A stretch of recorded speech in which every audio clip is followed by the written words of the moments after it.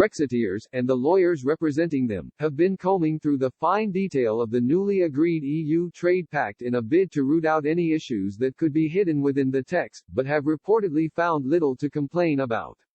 Prime Minister Boris Johnson told the UK that a historic trade deal between the EU and Britain had finally been reached.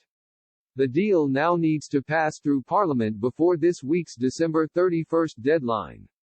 He and European Commission President Ursula von der Leyen clinched the deal on Christmas Eve after haggling over fishing rights.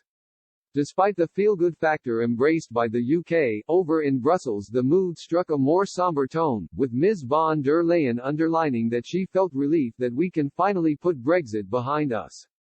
Mr. Johnson, meanwhile, proudly exclaimed how the UK was now on course to take back control with the New Deal, which both sides had wished for since negotiations on trade began earlier this year.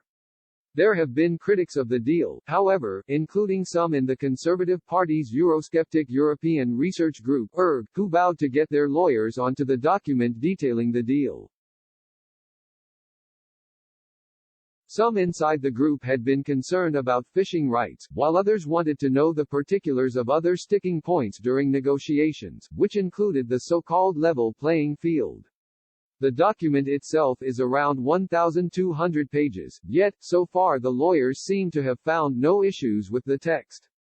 One insider said, if there had been something ghastly in the text it probably would have been spotted by now.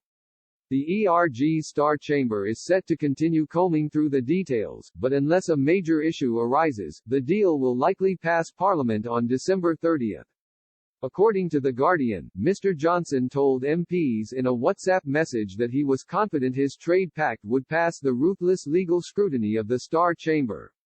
Theresa Villiers, an ex-Conservative cabinet minister, added on the BBC, "I very much hope this treaty stands up to scrutiny and I hope to be able to support it. But I was elected on a manifesto which promised to get Brexit done, so I need to read the document before I can work out whether this actually enables us to do that or whether it traps us in the regulatory orbit of the European Union." Labour leader Sir Keir Starmer also demanded his MPs back the deal, but some are set to rebel against his wishes.